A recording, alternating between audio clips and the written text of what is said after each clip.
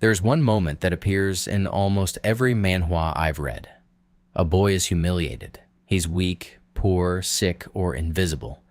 The world has told him clearly and repeatedly that he does not matter. And then something shifts.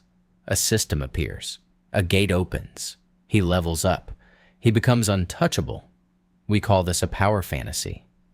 But I want to argue that's the wrong word entirely. Because if you look closely, and I mean really closely, the way a literature professor would, what you're actually reading is a grief response. A very specifically Korean grief response. And once you see it, you cannot unsee it. I read 10 manhwa to explain one thing to you. Here it is. Korean manhwa doesn't teach boys to be powerful. It teaches them that the only safe way to be a man is to stop needing anyone. Let's prove it. Section 1. The setup. What we are actually talking about when we talk about Korean men. Before we get into the panels, I need to give you some context, because manhwa doesn't exist in a vacuum. It exists inside a very specific cultural pressure cooker. South Korea has one of the highest suicide rates among men in the developed world. It has a mandatory military service culture that takes boys at 18 and teaches them that pain is something you absorb silently. It has a university entrance exam, the Sunyoung, that is so high stakes that the entire country goes quiet the day it's administered. Planes are grounded, construction stops, the nation holds its breath. This is the world these manhwa authors are writing from, and this is the world their readers are living in. So, when you read a protagonist who is relentlessly self-sufficient, who refuses help, who isolates himself even after he gains power, that's not a character flaw. That's a portrait, a very precise, very painful portrait of what Korean society has taught young men that strength looks like. The 10 manhwa I read for this video. 1. Solo Leveling 2. Omniscient Reader's Viewpoint 3. Weak Hero Class 1-4, Lookism 5, Tower of God 6, The Breaker 7, Eleceed 8, Nanomachine 9, Return of the Blossoming Blade 10. A returner's magic should be special. Different genres, different settings, different power systems. One pattern. Section 2. The Humiliation Origin. Why every story begins with a boy being destroyed. Every single one of these 10 manhwa opens the same way. The protagonist is, by the world's standards, a failure. Jinwoo is called the weakest hunter in all of Korea. Not just weak, the weakest. Superlative humiliation. Daniel Park in Lookism is beaten, mocked, and socially invisible because of how he looks. Yeon Se-woon in Weak Hero Class 1 is a slender, bookish kid, surrounded by classmates who have decided violence is the social currency of their school. Literary scholars call this the wound. Every hero story has one. But there's something specific happening in Korean manhwa that you don't see in, say, American comics or Japanese shonen. In American superhero origin stories, the wound is usually external.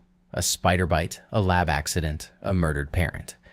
It happens to the protagonist from outside. In Korean manhwa, the wound is almost always social. It is other people deciding your worth and finding you lacking. It is being seen and deemed not enough. This is not accidental. This is authors writing what they know. The Korean education system ranks students publicly. The military creates hierarchies through explicit humiliation rituals.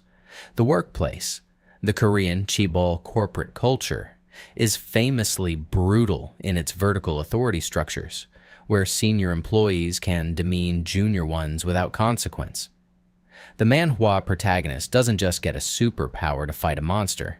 He gets a superpower to retroactively answer everyone who ever told him he was nothing. And here's the critical detail. He almost never goes back to those people and proves them wrong out loud. He doesn't gloat. He doesn't show off to the people who humiliated him. He simply becomes unreachable by them. That's the fantasy, not dominance, distance. Section 3. The isolation architecture. Why he never lets anyone in, even when he could. This is the part of the essay where I want you to pay very close attention, because this is where the pattern becomes undeniable. After the protagonist gains power, whether it's through a system, a regression, a body swap, a gate, he does not use that power to build community. He uses it to not need community. Sung Jinwoo. After becoming one of the most powerful hunters alive, he operates alone.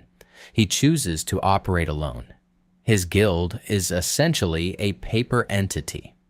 The people closest to him, his mother, his sister, his few remaining colleagues, are people he protects at a distance like objects he has secured in a safe room. He loves them. He cannot be vulnerable with them. Kim Dokja in Omniscient Reader is even more explicit. He has read the novel of his life. He knows who will die and when. And his entire strategy is to manufacture situations where he appears to be alone so that the emotional debt, the vulnerability debt, stays low. He helps people. He will not need people. Baam in Tower of God is perhaps the most heartbreaking version of this. He enters the tower because of a relationship. He's looking for Rachel, and the tower's first lesson, delivered immediately and brutally, is that the person you trusted most will betray you the moment survival requires it. The tower doesn't just teach Baam to be strong. It teaches him that attachment is the vulnerability that gets you killed. Now, here's the psychological term for what these characters are doing. Avoidant attachment. Avoidant attachment is a coping mechanism developed in response to caregiving environments where emotional needs were consistently unmet or punished. The individual learns, if I don't need anything, I can't be hurt by not receiving it. These characters are not cold because they're powerful. They're cold because they learned very early that needing someone was dangerous. Korean psychologists and sociologists, notably Dr. Kim Tae-hyung at Yonsei, writing on Korean male emotional suppression, have documented that Korean men are significantly less likely than men in comparable countries to report emotional distress, seek therapy, or express vulnerability in relationships. Not because they feel less, because they have been taught systematically that feeling is weakness, and weakness has consequences. Manhwa authors are not inventing these protagonists. They're recognizing themselves. Section 4. The absence of the father, the parent who is never there, and what that silence says. Out of my 10 manhwa, 9 feature a protagonist who either has no living parents, has parents who are absent or incapacitated, or whose parents are present in body but irrelevant to the story's emotional architecture. 9 out of 10. The exception, Eleceed, is interesting precisely because it's an exception. Jae-jin's family is present, and Eleceed is the only manhwa on this list where the protagonist's emotional development is outward rather than inward. He grows toward people rather than away from them. He's warmer. He's allowed to be funny without it being a disguise. But back to the 9. In Solo Leveling, Jinwoo's father is in a coma for most of the early series. His mother was affected by a dungeon illness. He is, functionally, a teenage boy running a household and caring for a sister. He has been the adult in his family since before adulthood.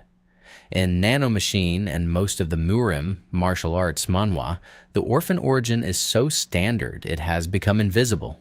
We don't even notice it anymore.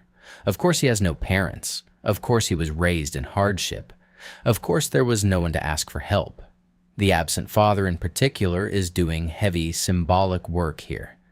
The father in Korean Confucian tradition is not just a parent.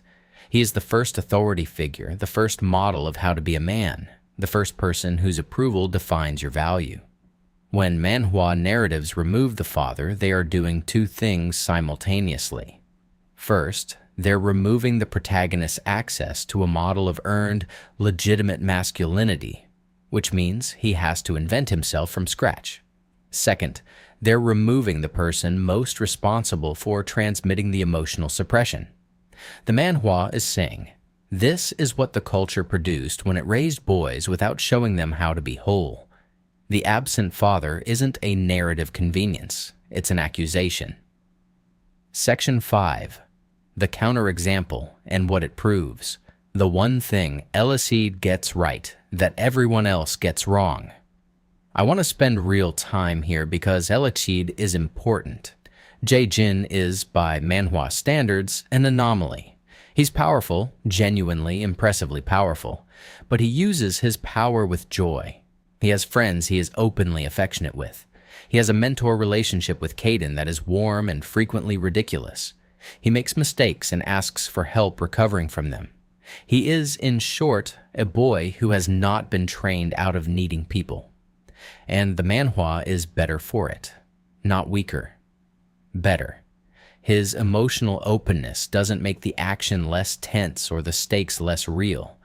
If anything, because we believe Jae-jin is genuinely connected to the people around him, we actually care when those connections are threatened. Compare this to, say, Solo Leveling's late-game arcs, where Jinwoo's isolation is so total that his relationships feel like furniture, present but not load-bearing. The contrast tells us something important.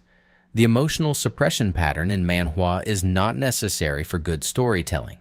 It's a choice shaped by what these authors and readers have been taught masculinity looks like.